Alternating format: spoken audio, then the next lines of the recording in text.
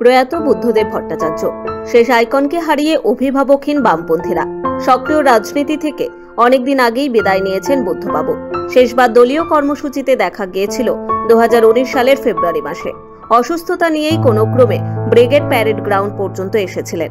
উদ্দেশ্য ছিল খারাপ সময় যদি একবার মঞ্চে গিয়ে দলীয় কর্মীদের পাশে থাকার বার্তাটা দেওয়া যায়, কিন্তু পারেননি।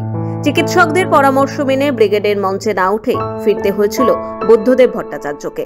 কিন্তু ওই যে 12 মিনিট ব্রিগেড প্যারেড গ্রাউন্ডে তিনি ছিলেন, তাতেই হয়তো বহু বামপন্থী কর্মী হারানো আত্মবিশ্বাসের অনেকটা ফিরে পেয়েছিলেন।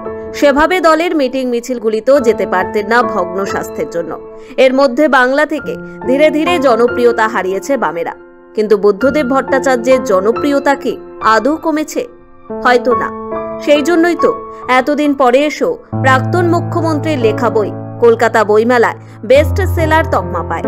সেই বুদ্ধদেব ভট্টাচার্য আর নেই।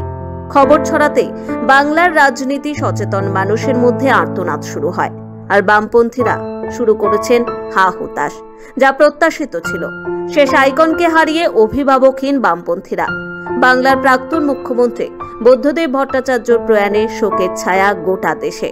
বৃহস্পতিবার পিস ওয়ার্ল্ডে তাঁর দেহ সংরক্ষণ করে রাখা হয়। শুক্রবার সেখান থেকে তার মরদেহ নিয়ে যাওয়া হয় রাজ্য বিধানসভায়। শেষবারের মতো বিধানসভায় নিয়ে যাওয়া হয় বুদ্ধদেব ভট্টাচার্যকে।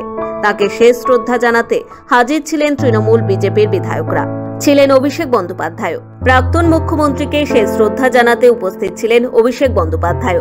পাশাপাশি দেখা যায় বিজেপির শুভেন্দু অধিকারী, শঙ্কর ঘোষদেরও ছিলেন সুজন চক্রবর্তী, সূর্যকান্ত মিশ্র, সায়ন বন্দ্যোপাধ্যায় সহ দলের অন্যান্যরা।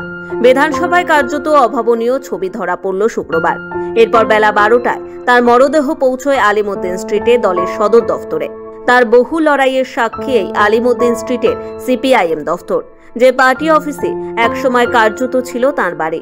সেখানে তাকে শেষ শ্রদ্ধা জানাতে তখন হাজির অসংখ্য দলীয় কর্মী ও গুণমুগ্ধ।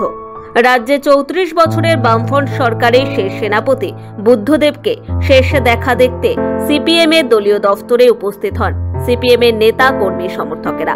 এদিন বিকেলে সেখান থেকে সিপিএম এর যুব সংগঠন ডিওয়াইএফআই এর রাজ্য সদর দফতর দীনেশ মজুমদার ভবন হয়ে দেহদানের জন্য বুদ্ধদেব ভট্টাচার্যের দেহ নিয়ে যাওয়া হয় নীলরতন সরকার মেডিকেল কলেজ ও হাসপাতালে।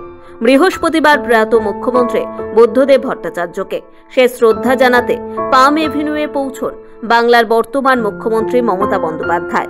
বুদ্ধবাবুকে শেষবার দেখতে তার বাড়িতে পৌঁছন রাজ্যপাল সিভি আনন্দ বসু। এক্স হ্যান্ডেলে শোক প্রকাশ করেন প্রধানমন্ত্রী নরেন্দ্র মোদীও। আগে একাধিকবার অসুস্থ হয়েছেন, হাসপাতালে নিয়ে যাওয়া হয়েছিল, ফিরেও এসেছিলেন। কিন্তু এবার আর হাসপাতালে নেওয়াই গেল না রাজ্যের প্রাক্তন মুখ্যমন্ত্রী বুদ্ধদেব ভট্টাচার্যকে। সৌভিক সান্যালের রিপোর্ট, সময়, কলকাতা।